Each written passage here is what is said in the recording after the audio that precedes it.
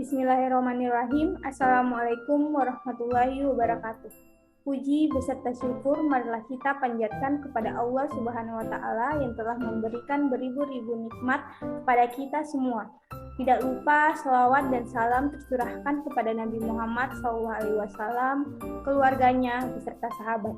Semoga kita semua mendapatkan syafaatnya dan mendapatkan petunjuk hingga hari kiamat nanti. Perkenalkan, nama saya Fani Septiani dari kelas 3C Teknik Elektro dari kelompok 2. Di sini saya akan mempresentasikan hasil kerja saya, yaitu kapasitansi dan kapasitor.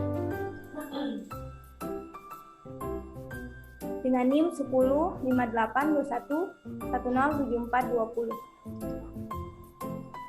Kapasitansi. Kapasitansi didefinisikan sebagai kemampuan dari suatu kapasitor untuk dapat menampung muatan elektron.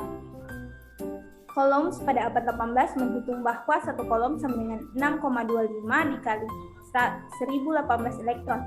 Kemudian Michael Faraday membuat postulat bahwa sebuah kapasitor akan memiliki kapasitansi sebesar 1 farad jika dengan tegangan 1 volt dapat memuat muatan elektron sebanyak 1 coulombs. Dengan rumus yang dapat ditulis Q sama dengan CV. Q sama dengan muatan elektron dalam coulombs, C nilai kapasitansi dalam farad, V besaran tegangan dalam volt. Dalam praktik pembuatan kapasitor, kapasitansi dihitung dengan mengetahui luas area plat metal, jarak antara kedua plat metal, dan konstanta bahan elektrik. Dengan rumus yang dapat ditulis sebagai berikut, yaitu C sama dengan dalam kurung 8,85 dikali 10 dikali dengan dalam kurung Ka per T. Kapasitor. Kapasitor yang dalam rangkaian elektronik dilambangkan dengan huruf C adalah suatu alat yang dapat menyimpan energi atau muatan listrik di dalam medan listrik dengan cara mengumpulkan ketidakseimbangan internal dari muatan listrik. Kapasitor ditemukan oleh Michael Faraday pada tahun 1791 sampai dengan 1867. Suatu kapasitor disebut farad. Suatu farad sama dengan 9 dikali 1011 cm², yang artinya luas permukaan kepingan tersebut. Struktur sebuah kapasitor terbuat dari 2 buah plat metal yang dipisahkan oleh suatu bahan dielektrik. Bahan-bahan dielektrik yang umum dikenal misalnya udara, vakum, keramik, gelas, dan lain-lain. Jika kedua ujung plat metal diberikan tegangan listrik, maka muatan-muatan positif akan mengumpul pada suatu kaki elektron metalnya, dan pada saat yang sama muatan-muatan negatif berkumpul pada ujung metal yang satu lagi. Muatan positif tidak dapat mengalir menuju ujung kutub negatif, dan sebaliknya, muatan negatif tidak bisa menuju ke ujung kutub positif karena terpisah oleh bahan dielektrik yang non-konduktif. Muatan elektrik ini tersimpan selama tidak ada konduksi pada ujung-ujung kakinya. Di alam bebas, fenomena kapasitor ini terjadi pada saat terkumpulnya muatan-muatan positif dan negatif di awan. Wujud dan macam kondensator. Berdasarkan kegunaannya, kondensator dibagi menjadi 3, yaitu kondensator tetap, kondensator elektrolit, dan kondensator variabel. Pada kondensator yang berukuran besar, nilai kapasitansi umumnya ditulis dengan angka yang lebih jelas, lengkap dengan nilai tegangan maksimum dan polaritasnya.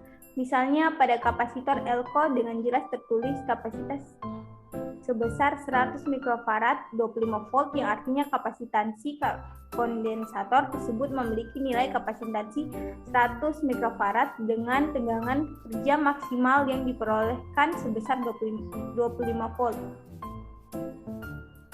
Kapasitor yang ukuran fisiknya lebih kecil biasanya hanya tertulis 2 atau 3 angka saja. Jika hanya 2 angka, satunya adalah picofarad. Sebagai contoh, kapasitor yang tertulis 2 angka 47, maka kapasitansi kapasitor tersebut adalah 47 picofarad. Jika ada 3 digit, angka pertama dan kedua menunjukkan nilai normal, sedangkan angka ketiga adalah faktor pengalih. Faktor pengalih sesuai dengan angka nominalnya berturut-turut. 1 sama dengan 10,2, sama dengan 100,3, sama dengan 1000,4, sama dengan 10.000,5, sama dengan 1 juta, dan seterusnya. Rangkaian kapasitor. Rangkaian kapasitor secara seri akan mengakibatkan nilai kapasitansi total semakin kecil. Rangkaian kapasitor secara paralel akan mengakibatkan nilai kapasitansi pengganti semakin besar. Pada rangkaian kapasitor paralel berlaku rumus yaitu C total sama dengan C1 ditambah C2 ditambah C3. Fungsi kapasitor. Fungsi penggunaan kapasitor dalam satu rangkaian yaitu 1 sebagai kopling antara rangkaian yang satu dengan rangkaian yang lain pada PS, 2 sebagai filter dalam rangkaian PS, 3 sebagai pembangkit frekuensi dalam rangkaian antena, 4 untuk menghemat daya listrik pada lampu neon, 5 menghilangkan loncatan api bila dipasang pada saklar. Tipe kapasitor. Kapasitor terdiri dari beberapa tipe tergantung dari bahan dielectriknya. Untuk lebih sederhana dapat dibagi menjadi 3 bagian, yaitu kapasitor elektrostatik. Adalah kelompok kapasitor yang dibuat dengan bahan dielectrik dari keramik, film, dan mika. Keramik dan mika adalah bahan yang populer serta murah untuk membuat kapasitor yang kapasitansinya kecil. B. Kapasitor elektrolitik. Kelompok kapasitor elektrolitik terdiri dari kapasitor yang bahan dielectriknya adalah lapisan metal oksida. Umumnya kapasitor yang termasuk kelompok ini adalah kapasitor polar dengan tanda tambah dan kurang di badannya.